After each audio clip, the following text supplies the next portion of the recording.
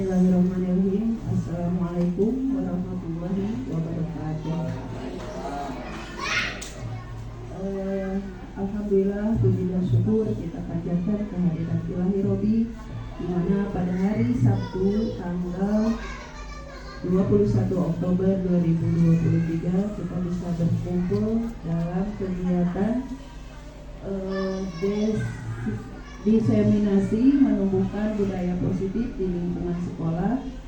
Calon guru penggerak Kota Sukabumi Angkatan 9, Ibu Dini Lutfi Suryani Sutisna SPD.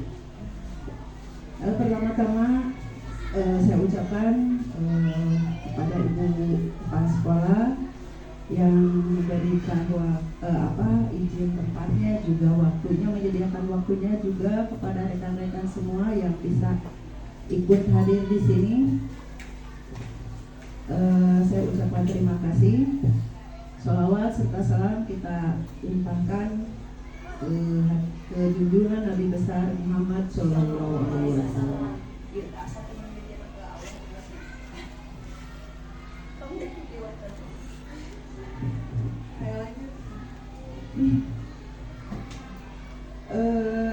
Untuk acara ini, yang pertama adalah pembukaan, kedua sambutan dari Ibu Kepala Sekolah yaitu Ibu Endah Siswanti Safei SPD, yang ketiga pemaparan diseminasi budaya positif oleh Ibu Dini, yang keempat tanya jawab, dan yang kelima adalah penutup.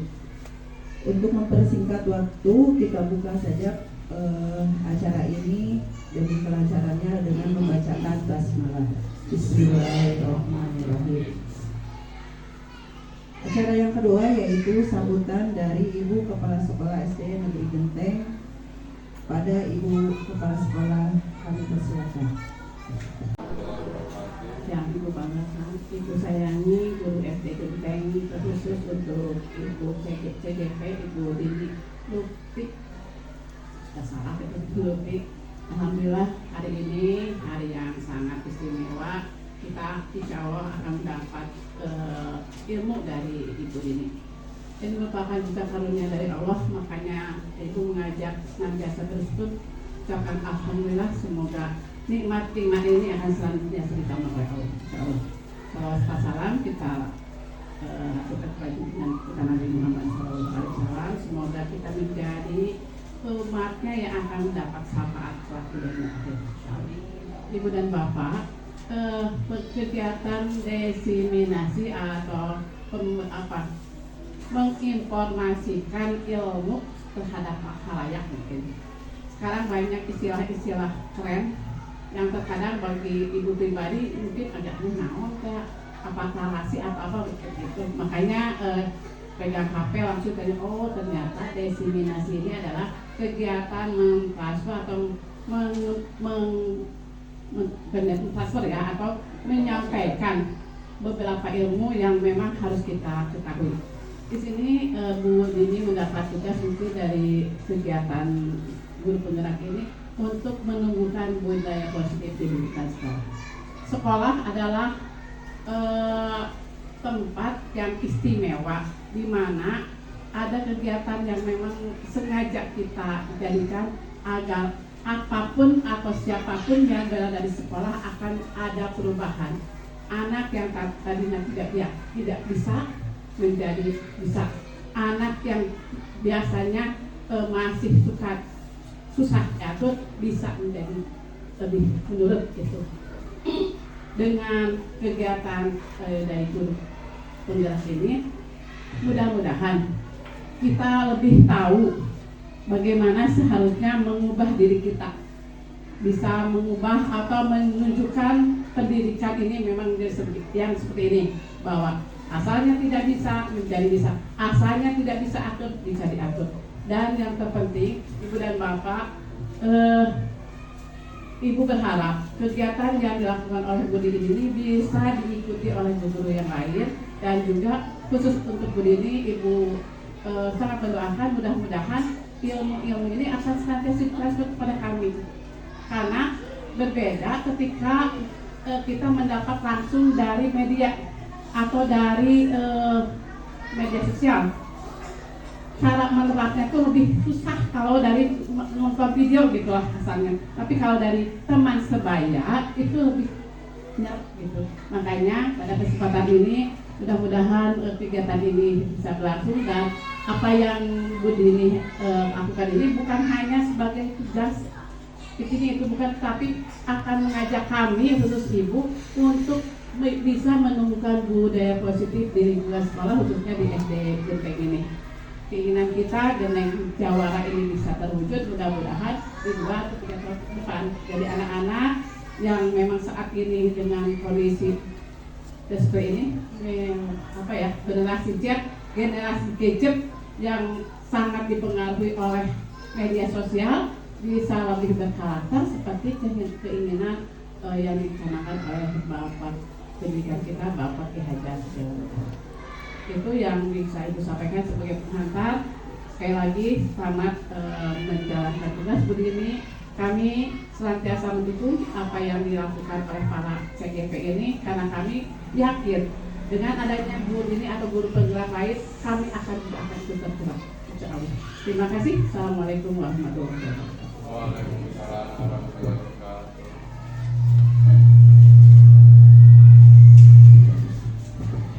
Terima kasih kepada Ibu Kepala Sekolah yang telah memberikan sambutannya, di mana kita tadi menyimak sama-sama ya bahwa dengan ada kegiatan ini memang betul kita harus melakukan perubahan ke arah yang lebih baik. Ya. Alhamdulillah, mudah-mudahan dengan ada kegiatan ini kita semua para pendidik khususnya SD Genteng bisa lebih berubah ke arah yang lebih baik. Sekarang acara yang ketiga yaitu pemaparan diseminasi budaya positif yang akan disampaikan oleh Ibu Dini. Mari kita simak sama-sama, dan nanti apabila kita ada yang kurang paham atau ada yang mau dipertanyakan, kita sama-sama bertanya ya, kita sama-sama belajar. Kesempatan kita untuk berdiskusi lah ya, untuk bertanya ke hal-hal yang mungkin kita belum tahu, nanti diinformasikan lebih banyak ya. Ibu Dini mentransfer ilmu ke kita, mudah-mudahan kita bisa menerimanya. Pada narasumber kita, Bu Dini dipersilakan. Assalamualaikum warahmatullahi wabarakatuh. Waalaikumsalam warahmatullahi wabarakatuh. Pertama-tama saya ucapkan banyak-banyak terima kasih kepada Ibu Kepala Sekolah, juga Bapak Ibu guru hebat yang hadir siang hari ini, yang telah meluangkan waktunya. Mudah-mudahan dengan melangkahkan kaki ke sekolah ini, pahalanya oleh Allah Subhanahu wa Ta'ala diganti berlipat-lipat, dan mudah-mudahan menjadi keberkahan untuk kita semua. Dalam kegiatan ini saya hanya ingin mengimbaskan bagi Bapak Ibu guru yang mungkin belum mengikuti kegiatan guru penggerak ini. Dan di mana kegiatan ini yaitu kegiatan aksi nyata untuk memenuhi di LMS. Kegiatan ini disebutnya diseminasi menumbuhkan budaya positif di lingkungan sekolah. Salam guru penggerak. Jadi nanti Bapak Ibu walaupun misalnya nggak ikutan guru penggerak, harus tahu ya, salam guru penggerak itu bergerak, tergerak, menggerakkan. Boleh dicoba ya. Salam guru penggerak. Iya, di sini hanya sedikit mengenalkan, ada Ibu fasilitator, Ibu Siti Romla, atau mungkin fasilitator itu seperti dosennya ya. Dan ada pengajar praktik, Bapak Aziz Muslim, pengajar praktik ini sebagai pembimbing saya, Pak gurunya. Dan ini ada calon guru penggeraknya, saya sendiri, Dini Lutfi Suryani. Nah, Bapak Ibu, capaian yang ingin dicapai dalam pembelajaran budaya positif ini, yang pertama, kita bisa memahami konsep budaya positif yang di dalamnya terdapat konsep perubahan paradigma, stimulus respon, dan teori kontrol. 3. Teori motivasi perilaku manusia, motivasi internal dan eksternal. Internal mungkin dari dalam, eksternal dari luar ya. Nanti ada juga keyakinan kelas, hukuman dan penghargaan, juga 5 kebutuhan dasar manusia dan 5 posisi kontrol guru dan segitiga restitusi. Capaian belajar yang keduanya yaitu menerapkan strategi disiplin positif yang memerdekakan murid untuk menciptakan ekosistem sekolah aman dan berpihak pada anak. Karena menurut KHD seperti itu, KHD itu menginginkan pendidikan berpusat kepada siswa dan kita itu ada 2 kodrat ya, kodrat alam dan kodrat zaman. Mungkin kalau mengingat ke kodrat zaman kita dulu SD dengan SD yang sekarang zamannya sudah jauh, sudah banyak perubahannya. Di sini ada beberapa pertanyaan pemantik. Yang pertama, hukuman dapat mendisiplinkan anak. Kira-kira betul atau tidak? Hukuman itu bisa mendisiplinkan anak. Betul? Tidak? Ya, nanti kita bahas sama-sama. Yang kedua, pemberian hukuman dengan hal positif seperti membaca atau membersihkan halaman sekolah dapat meningkatkan disiplin anak. Yang ketiga, memberi penghargaan dapat meningkatkan motivasi belajar anak. Nah, konsep inti budaya positif itu ada 8 yang tadi sudah saya sebutkan. Yang pertama, perubahan paradigma belajar. Yang kedua, disiplin positif. Yang ketiga, nilai-nilai kebajikan. Yang keempat, kebutuhan dasar manusia. Yang kelima, motivasi perilaku manusia. Yang keenam, posisi kontrol guru. Yang ketujuh, keyakinan kelas. Dan yang kedelapan, segitiga restitusi. Nah, Bapak Ibu, yang pertama kita bahas perubahan paradigma.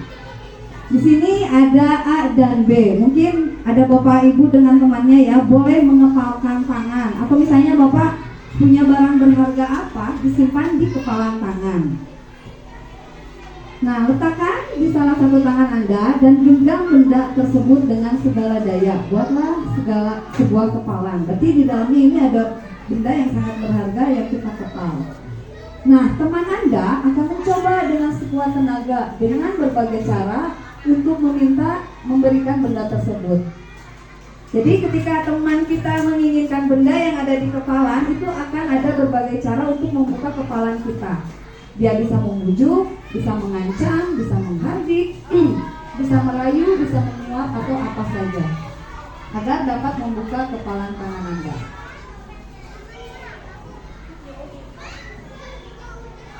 Nah, sekarang pertanyaannya, apakah Anda atau B, teman kita ya, membuka kepalan tangan Anda? Jawabannya bisa ya, bisa tidak ya. Mengapa? Gitu kan.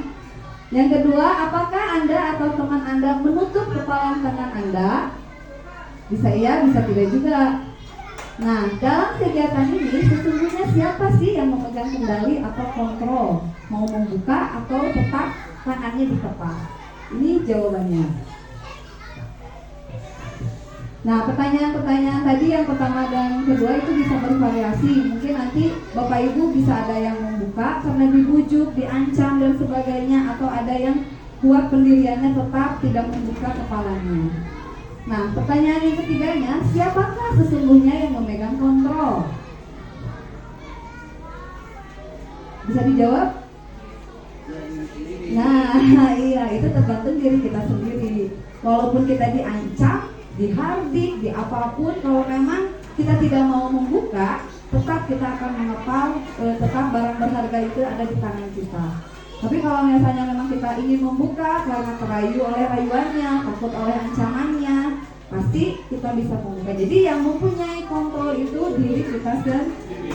Begitu juga posisi kita sebagai guru, kita yang mempunyai kontrol terhadap anak-anak.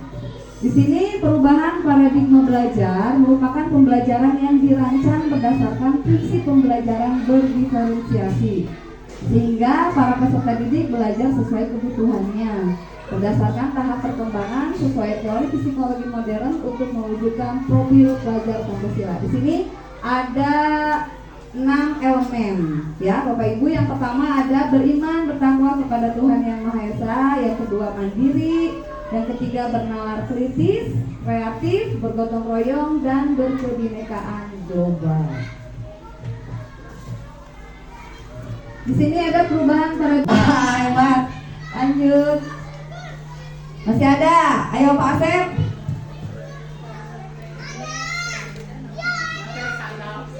Ya Bu, iya Ibu. Keren. Katanya nih sandal. Kita berikan tepuk jempol buat Ibu Kepala. Tepuk jempol. Jempol kanan, jempol kiri, 2 jempol. Hebat. Walaupun sudah siang tapi Ibu tetap konsentrasi ya Bu. Nah sekarang kita ke yang berikutnya, disiplin positif dan nilai-nilai kebajikan universal. Apa arti disiplin? Coba Ibu Ila, kira-kira menurut Ibu disiplin itu apa?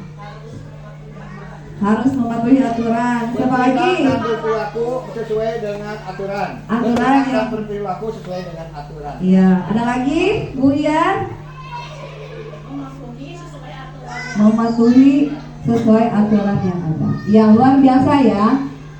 Nah di sini dalam budaya kita makna kata disiplin yaitu sesuatu yang dilakukan seseorang yang dilakukan pada orang lain untuk mendapatkan kepatuhan. Biar kita patuh gitu kan.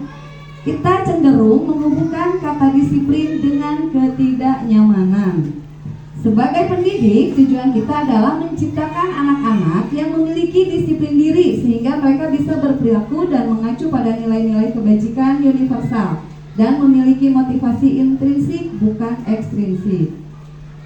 Sedangkan disiplin positif merupakan salah satu cara penerapan disiplin yang bertujuan untuk menumbuhkan kesadaran serta memberdayakan anak untuk melakukan sesuatu tanpa paksaan, ancaman, dan hukuman. Karena biasanya di kita anak yang tidak disiplin itu dihukum, ya. Anak yang tidak disiplin nanti ada sanksi. Nah, di sini ada nilai-nilai kebajikan.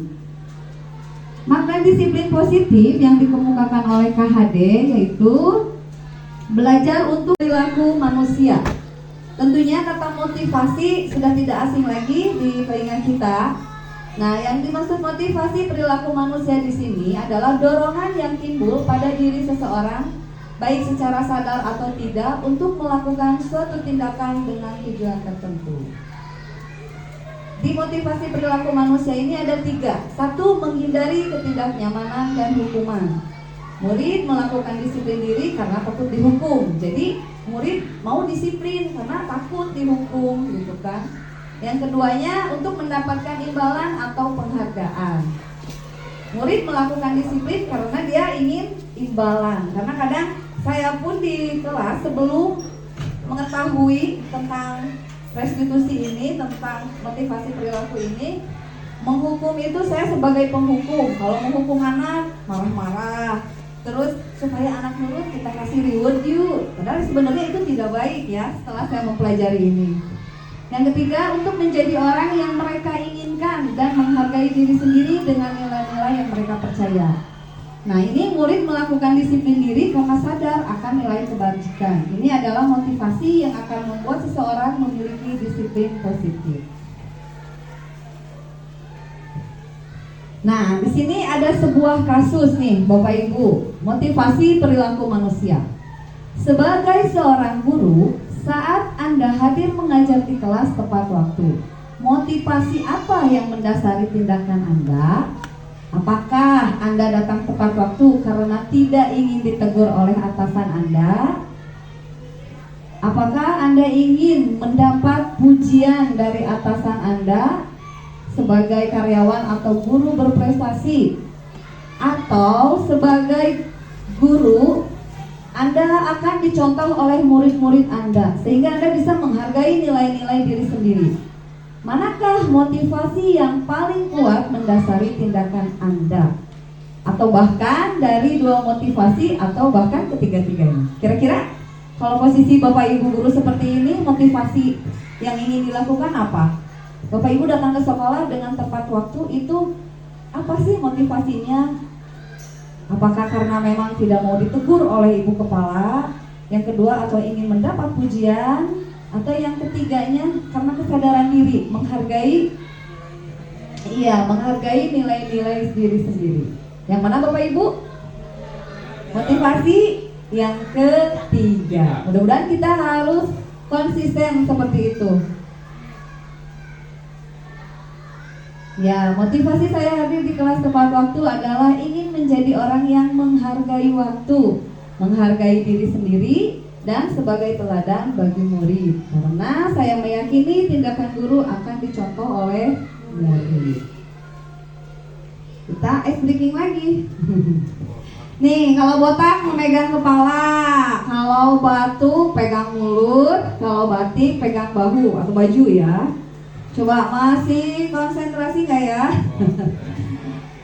Botak, batu, batik, botak, batik, batu, batu, batu, batik. Yeay, Masya Allah, masih konsentrasi. Kita lanjut. Berikutnya ada hukuman, konsekuensi, dan restitusi. Tentunya ini 3 kata yang berbeda ya. Di bawah ini akan diberikan suatu gambaran perbedaan antara hukuman, konsekuensi, dan restitusi itu sendiri. Nah, coba Bapak Ibu, bisa Bapak Ibu jawab di sini kalau hukuman atau konsekuensi. Mencatat 100 kali di dalam buku kalimat saya tidak akan terlambat lagi karena terlambat ke sekolah. Kira-kira ini hukuman atau konsekuensi? Hukuman. Yang kedua, lari mengelilingi lapangan basket 2 kali karena terlambat hadir di sekolah. Hukuman. Membersihkan coretan yang dibuatnya di meja tulis. Murid diminta untuk push up 15 kali karena tidak menggunakan masker ke sekolah. Menggantikan kertas tugas teman yang telah dicoret-coret. Berjemur di lapangan basket pukul 12 siang karena mengobrol dengan teman. Murid diminta bertelanjang kaki sepanjang hari karena tidak menggunakan sepatu warna hitam sesuai peraturan sekolah. Hukuman, konsekuensi. 8. Membersihkan tumpahan air di meja tulis karena tersenggol pada saat belajar. Kehilangan 10 menit jam istirahat untuk mengerjakan tugas karena terlambat datang dan tertinggal pelajaran selama 10 menit.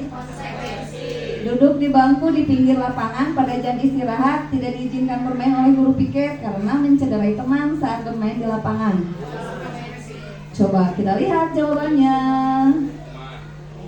Nih, yang nomor 1 itu konsekuensi, yang kedua hukuman, yang ketiga konsekuensi, hukuman ya, dan yang paling terakhir itu konsekuensi. Jadi itu perbedaannya antara hukuman dan konsekuensi. Di sini ada lagi contoh kasus. Ibu Anas, guru kelas 2 SD, mendapatkan masalah. Murid-muridnya tidak bisa tertib berdiri antri di depan pintu kelas dan selalu berebutan masuk ke dalam kelas setelah jam istirahat selesai. Ini tentunya sangat mengganggu proses pembelajaran di mana kelas tidak dapat mulai tepat waktu karena Ibu Anas sibuk menenangkan murid-muridnya untuk waktu yang cukup lama. Akhirnya Bu Anas berpikir cepat dan mengandalkan stiker bintang. Setiap murid-muridnya akan masuk kelas usai jam, dapat berdiri lurus dan berbaris rapi antri di depan pintu. Dapat bintang dari Bu Anas. Jadi intinya si Bu Anas agar anak itu bisa berdiri rapi, tertib, dikasihlah sebuah stiker. Tapi pada suatu waktu si Bu Anas itu tidak masuk sekolah, digantikanlah oleh guru lain. Sehingga guru lain itu tidak tahu kalau kebiasaannya Bu Anas itu yang barisnya rapi nanti akan diberikan stiker. Jadi terjadilah ketika Pak Heru masuk ke kelasnya, kelas itu kembali berebutan masuk kelas. Kira-kira apa sih yang terjadi? Mengapa itu terjadi? Ada yang bisa jawab, Bapak Ibu? Tentunya ini hal yang memang sering kita hadapi di kelas ya. Anak-anak ribut, kita strateginya bagaimana ya, gitu kan? Nah, di sini dicontohnya oleh Ibu Anas. Ibu Anas itu biar anaknya disiplin, dia memberikan stiker bintang. Tapi ketika Bu Anasnya tidak masuk, digantikan oleh guru lain yang tidak mengetahui tentang stiker itu, anak-anaknya kembali beribut disebut perebutan. Kira-kira itu kenapa dan mengapa terjadi? Ada yang bisa menjawab, Bapak Ibu? Jadi anak takutnya hanya soalnya pada yang panas, sepatunya hanya panas. Ya, boleh seperti itu. Kenapa patunya ke Bu Anas? Karena ada apa? Ada imbalan, Ada penghargaannya. Iya, bagus sekali. Ibu, apa ada yang lain mau menambahkan?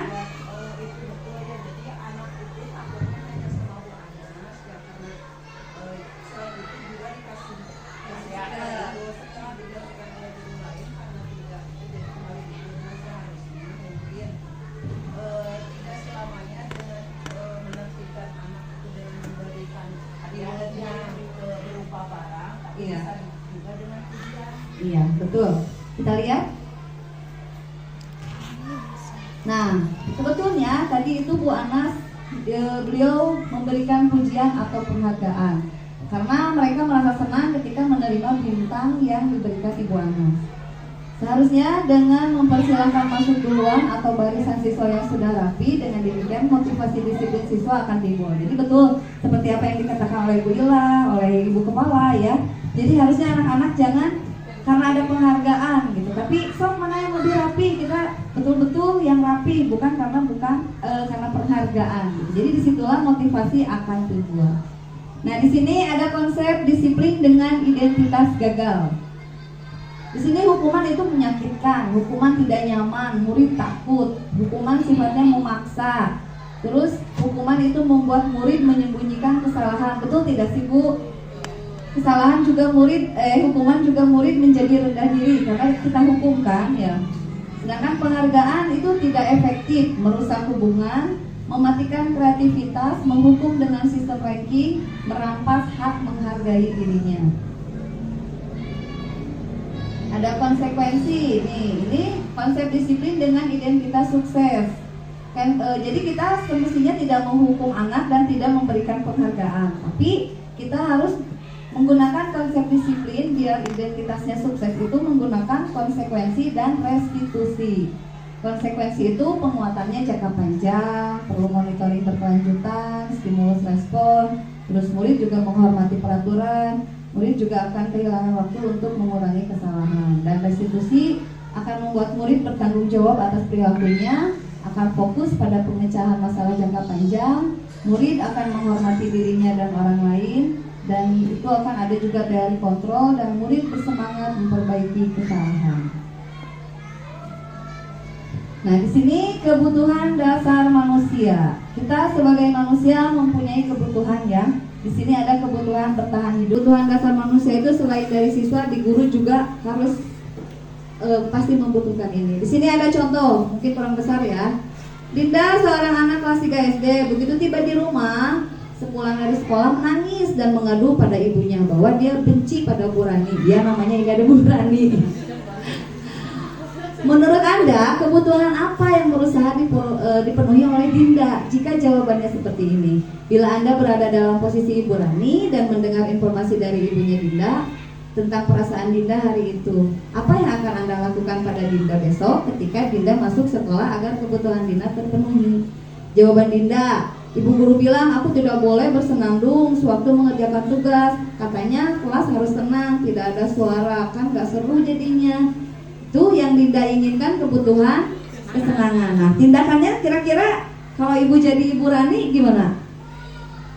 Ketika si Dinda itu berbicara seperti ini ke mamahnya teh ngadu gitu kan, karena aku ditegur sama Bu Rani katanya. Kenapa? Karena ibu guru bilang aku tidak boleh bersenandung sewaktu mengerjakan tugas. Katanya kelas harus tenang. Kalau tidak ada suara kan gak seru jadinya. Itu kebutuhan Dinda karena ingin kesenangan. Kira-kira sebagai gurunya apa itu tindakannya? Cara memberitahunya ke Dinda itu seperti apa gitu Bu tindakannya?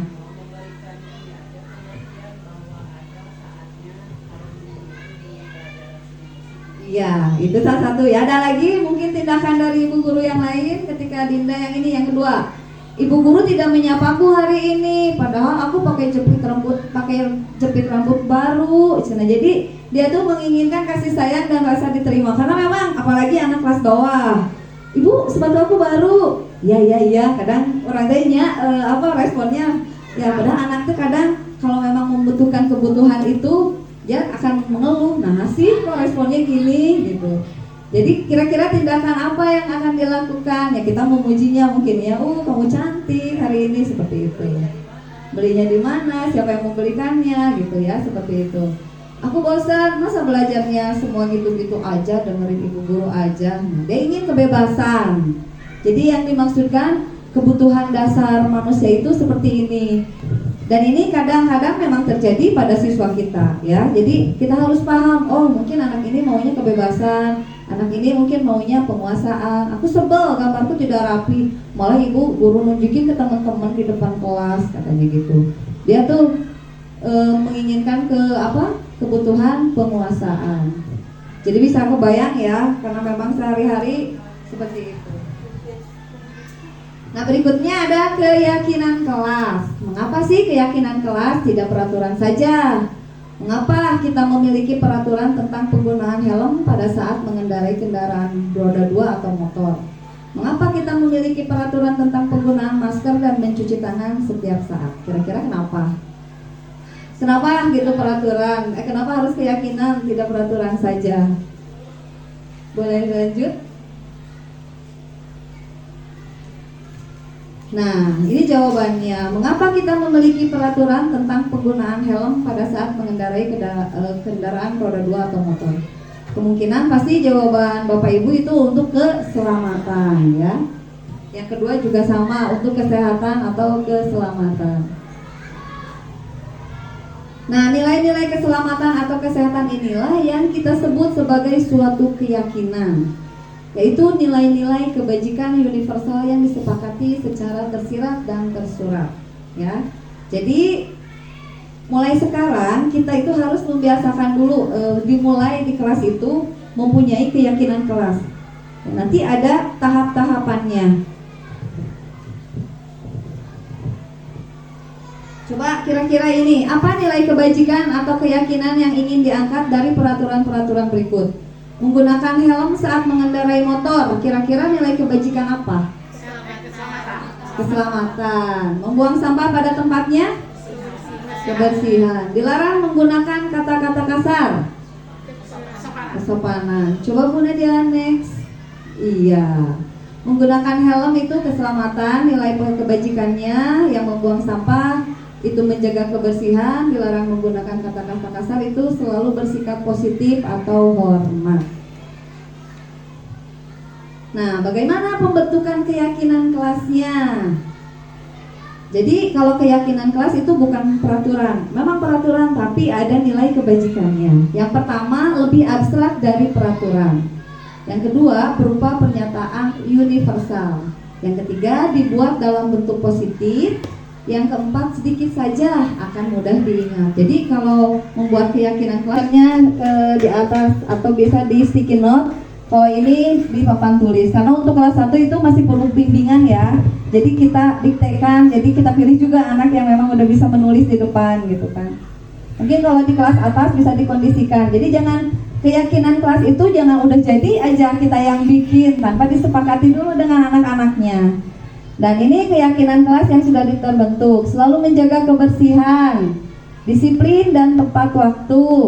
Yang ketiganya saling tolong menolong, yang keempatnya berbicara dengan sopan, dan yang kelimanya saling menghormati. Jadi nanti Bapak Ibu boleh dipraktekkan di kelasnya ya, membuat keyakinan kelas, karena itu mungkin nantinya akan menyenangkan dan anak-anak pun akan, oh iya kita sudah membuat keyakinan kelas yang tidak boleh kita langgar, gitu kan. Berikutnya kelima, posisi kontrol restitusi. Di sini yang satu ada penghukum, kedua pembuat merasa bersalah, ketiga teman, keempat pemantau, dan yang kelima manajer. Contoh penerapan 5 posisi kontrol. Nih, kalau penghukum itu patuhi aturan sekolah lalu berdiri di depan kelas. Itu seorang guru penghukum. Sedangkan seorang guru pembuat rasa bersalah ketika murid melakukan kesalahan itu berapa kali Bu Guru harus memberitahu kamu, Bu Guru kecewa sama kamu. Nah, itu pembuat rasa bersalah. Sebagai teman, ayolah yang tertib, buat Bu Guru bangga. Kali ini tidak apa-apa kamu salah. Itu sebagai teman. Ada yang sebagai posisinya pemantau. Kamu sudah melanggar apa peraturan dan konsekuensinya? Itu sebagai pemantau. Sekarang yang manajer, apakah kamu tahu kesalahanmu? Kira-kira bagaimana kamu akan memperbaiki kesalahanmu itu? Nah, dari 5 posisi kontrol ini, mana sih yang ingin Bapak Ibu miliki? Untuk saat ini pasti sebagai penghukum ya, karena saya juga merasanya seperti itu, menghukum anak. Oh, ternyata itu kita sebagai penghukum. Nah, kalau setelah mengetahui ini, Bapak Ibu ingin menjadi 5 posisi kontrol yang mana? Bu Nadia boleh dimundurin lagi. Ketika anak di kelas ada yang tidak mengerjakan PR misalnya, terus anak bercanda, kira-kira nanti mau hukum anaknya Ibu itu mau menggunakan posisi kontrol yang mana? Manajer. Iya, teman dan manajer. Karena posisi itu yang bisa meraih anak ya. Kalau penghukum itu tadi kan membuat anak takut, tidak nyaman kalau kita hukum. Tapi sebelum tahu ini, saya pun Bu sebagai penghukum selalu menghukum, rekam budak. Ternyata itu tidak boleh. Boleh dilanjut. Nah, segitiga restitusi. Restitusi adalah proses menciptakan kondisi bagi murid untuk memperbaiki kesalahan mereka, sehingga mereka bisa kembali pada kelompok mereka dengan karakter yang kuat. Nah, restitusi itu bukan untuk menebus kesalahan, tapi sebuah tawaran dan bukan paksaan. Nah, restitusi fokus pada solusi dan dapat mengembalikan murid yang berbuat salah pada kelompoknya. Jadi kita tidak menjudge anak itu ya, wah ada mana di kelasnya bangor gitu kan. Jadi si anak teh minder, merasa tersisihkan lah dengan teman-temannya. Bisa jadi dibully nantinya dan tidak sadar kita yang sudah membulinya gitu kan. Tapi mudah-mudahan setelah mengetahui 5 posisi kontrol ini, kita sebagai guru bisa lebih bijaksana sebagai teman atau manajer. Jadi si anak setelah kita diberitahu seperti ini sesuai dengan posisi kontrol kita, dia akan kembali ke kelompoknya. Jadi tidak akan merasa minder lagi dengan kesalahan yang telah dia lakukan. Jadi mudah-mudahan bisa ya diterapkan, dan itu juga jadi tantangan buat saya karena memang sebelum pelajari ini jauh banget saya itu sebagai penghukum. Tapi setelah mempelajarinya, oh ternyata itu salah besar. Boleh dilanjut? Ya, terima kasih Bapak Ibu.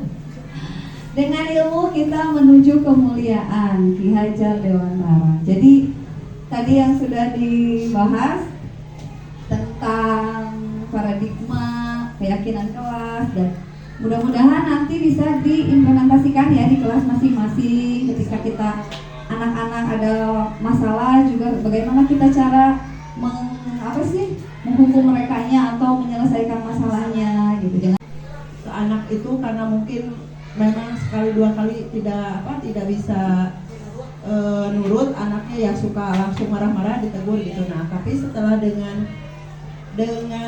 apa yang dipaparkan Bu Dini, sedikit banyaknya kita sekarang sudah mengerti bagaimana cara menghukum anak yang baik ya, mendisiplinkan anak dengan baik. Nah, tadi ada yang 5 kontrol posisi guru yang seperti itu.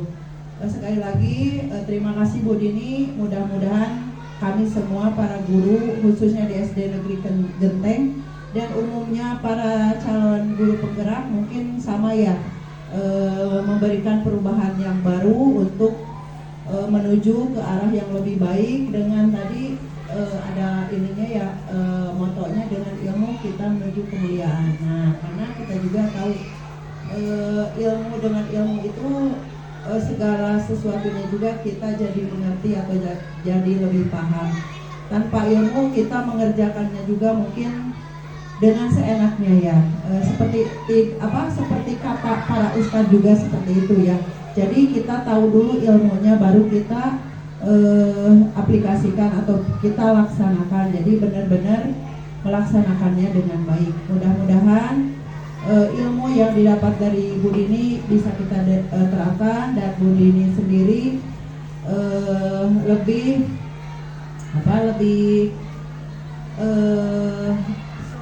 semangat lagi dalam menjalankan tugas-tugasnya.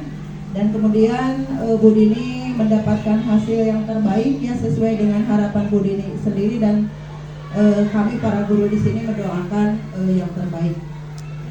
Mungkin kita tutup dengan pembacaan Alhamdulillah.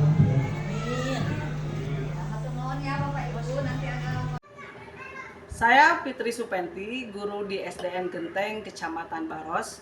Dengan adanya kegiatan diseminasi budaya positif di sekolah, membuka wawasan baru tentang budaya positif di sekolah kami pada umumnya dan pada diri saya pribadi khususnya.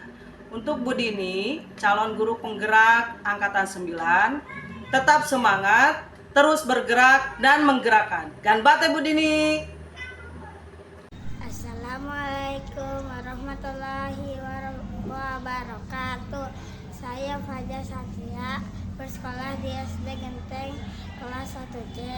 Terima kasih Ibu Guru. Fajar senang sekali diajak berdiskusi dengan Ibu Guru untuk menemukan solusi atas kesalahan yang telah Fajar lakukan. Fajar akan menghargai semua guru yang mengajar di kelas Fajar. Tidak akan bercanda lagi ketika belajar di kelas. Terima kasih. Assalamualaikum, saya Singgah Sahna, bersekolah di SD Genteng kelas 1C. Terima kasih Ibu Guru.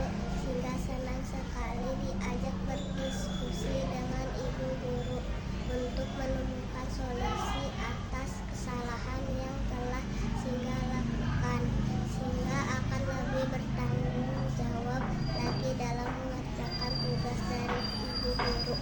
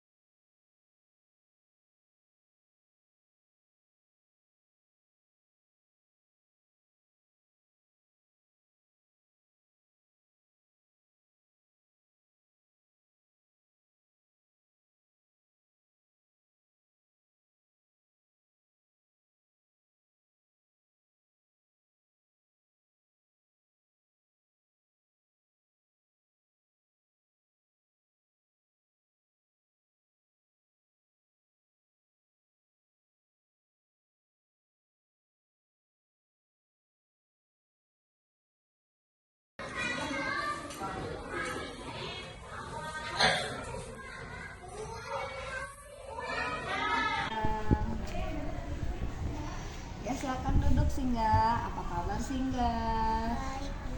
Baik. Singga tahu tidak kenapa Singga dipanggil sama Bu Dini ke kantor? Nggak tahu. Kan ini ya, tadi Bu Dini itu menilai buku PR.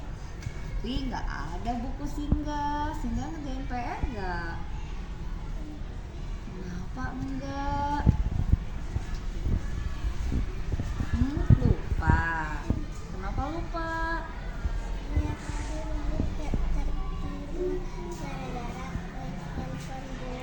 Wah, main handphone seru ya main handphonenya. Tapi Singga jangan sampai lupa sama tugas dari sekolah ya. Jangan keasikan main handphone. Nah, Singga tahu tidak kalau perbuatan Singga itu sudah melanggar keyakinan kelas? Tahu keyakinan kelas apa yang Singga langgar? Tidak mengerjakan tugas dari ibu. Iya, salah satunya tanggung jawab. Jadi Singga harus menyelesaikan PR, harus tanggung jawab sama tugas dari ibu. Nah, Singga mau tidak memperbaikinya? Mau dengan cara apa?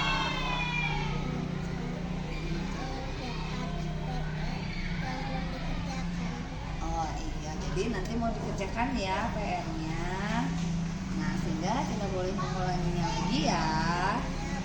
Harus lebih bertanggung jawab sama tugas yang diberikan oleh ibu guru. Ya baiklah, terima kasih Singga. Sekarang silahkan Singga kembali ke kelas, kerjakan PR-nya yang belum dikerjakan ya.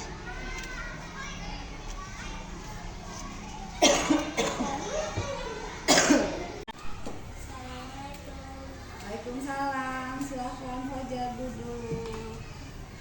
Apa kabar Fajar? Baik, Fajar tahu tidak kenapa Fajar dipanggil sama Bu Dini ke sini? Nggak tahu. Nah, Fajar kan tadi pelajaran agama ya, pelajaran Pak Asep Kosasi. Katanya Fajar bercanda terus nih belajarnya. Betul? Betul, iya. Kenapa bercanda terus? Oh iya. Nah, Fajar tahu tidak kalau perbuatan Fajar itu sudah melanggar keyakinan kelas? Lalu keyakinan kelas apa yang dilanggar oleh Fajar? Iya, saling menghargai. Nah, untuk itu apakah Fajar bersedia untuk memperbaikinya? Iya, bersedia. Apakah mau mengulanginya lagi? Tidak. Nah, sekarang apa yang mau Fajar lakukan untuk menggantikan kesalahan Fajar yang tadi udah Fajar lakukan?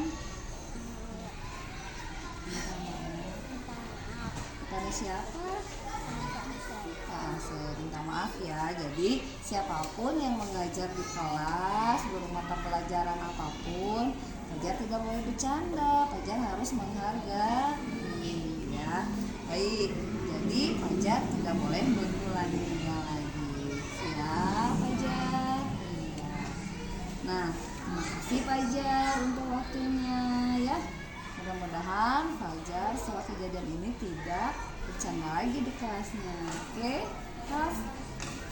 Salam.